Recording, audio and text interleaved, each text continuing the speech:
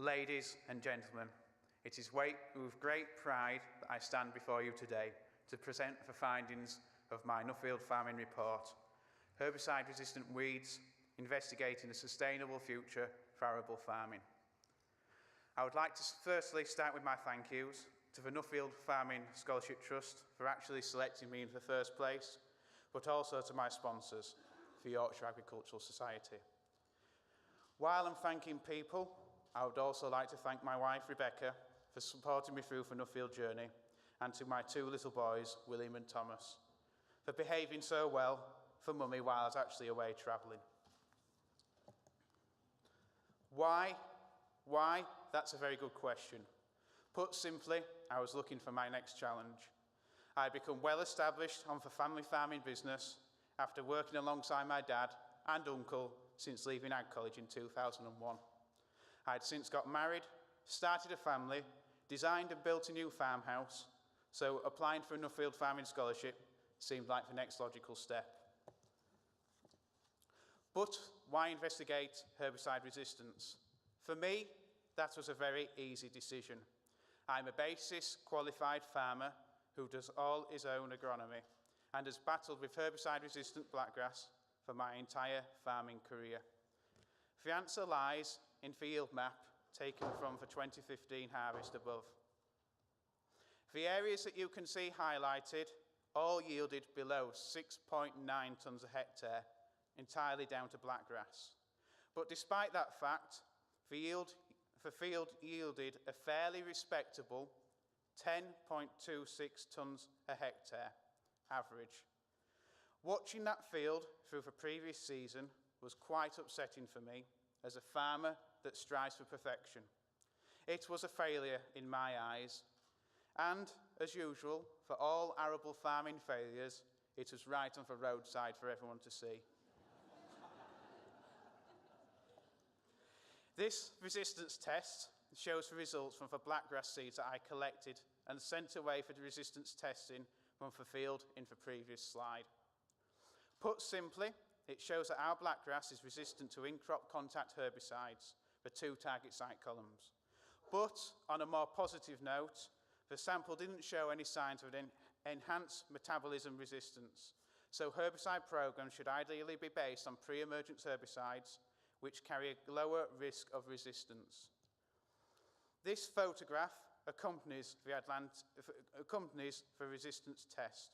It shows an untreated sample on the left-hand side alongside a sample treated with the market-leading in-crop ALS herbicide Atlantis on the right-hand side. Can you spot the difference? There isn't a lot. We have got Atlantis resistance. During my Nuffield scholarship, I spent 10 weeks travelling. I visited the USA twice, in June, July 2016 last year, concentrating my efforts mostly to the east of the Mississippi River, travelling over 6,000 miles by car from Iowa in the north down to North Carolina down south.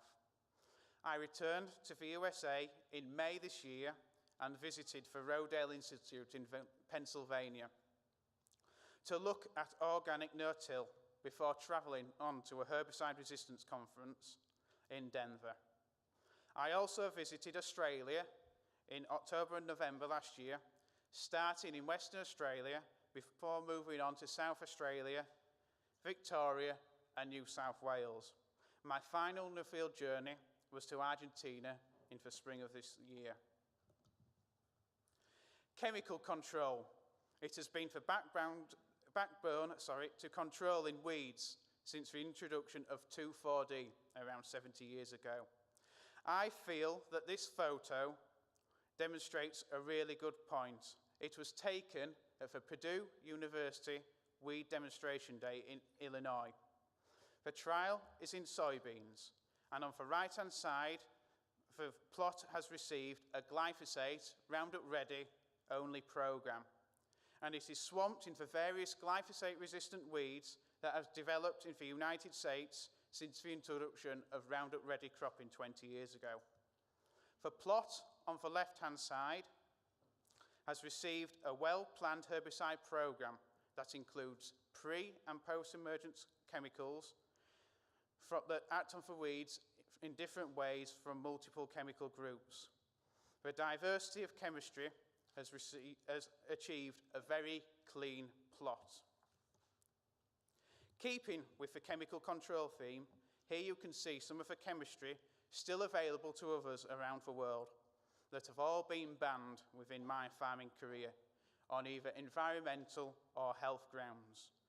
On the far left of the photo, you'll see fellow 2016 Australian Nuffield scholar proudly and quite smugly stood next to a 1,000-litre IBC of paraquat. You'll also see a bag of atrazine used in corn in the United States, and on the right, a returnable shuttle of trifluorine herbicide, a pre-emergence herbicide, also from Australia.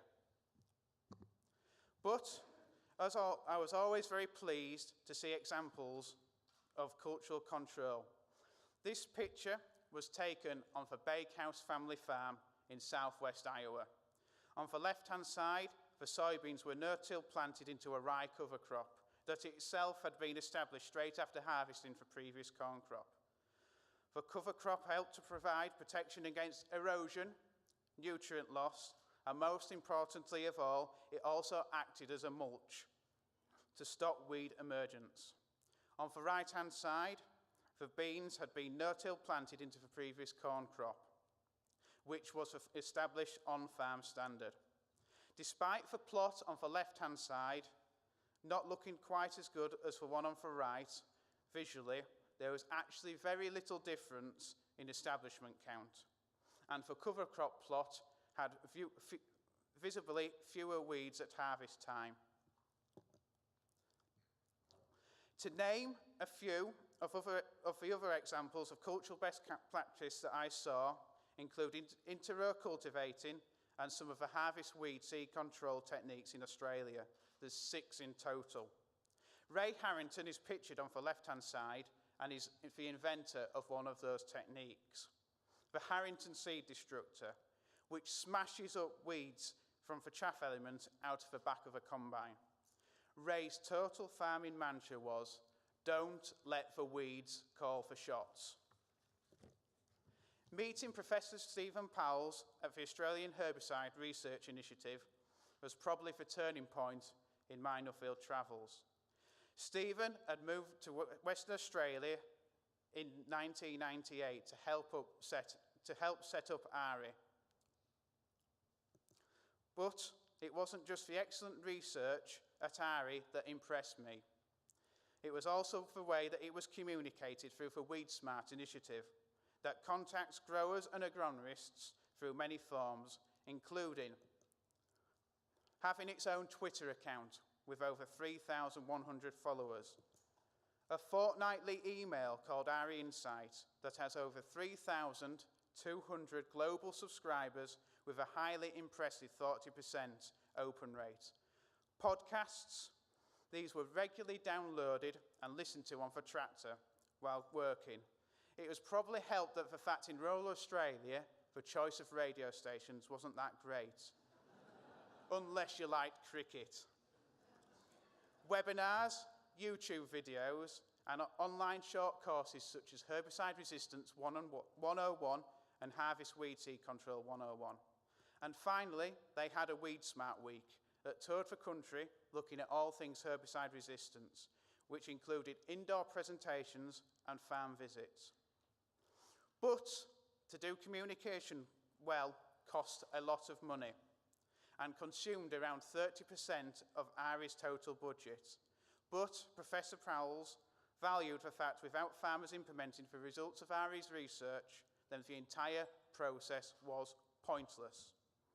I feel that the industry really needs more visionaries like Professor Stephen Powell's. Weed Smart was also considered the authoritative voice on herbicide resistance in Australia and received backing and funding from throughout the industry.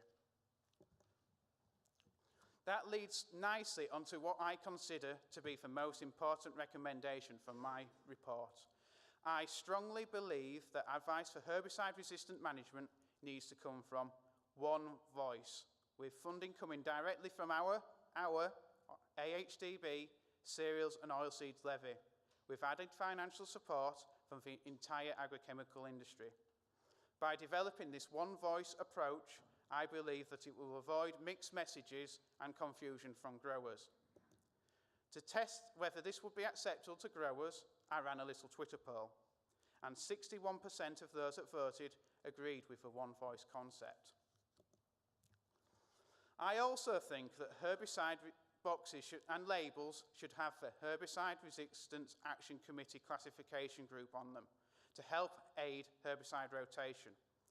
I also think that the agrochemical industry should help educate farmers and agronomists about the HRAP classification system. For example, you can clearly see that the Australian Group L labelling is on this paraquat can. This proposal seemed to have even more widespread support, with 76% of those voting agreeing with the proposal. But interestingly, 45% also thought an education programme would be required alongside the labelling. Finally, I would like to say herbicide resistance isn't going to go away, but with good planning and careful thought, it is certainly manageable. Thank you.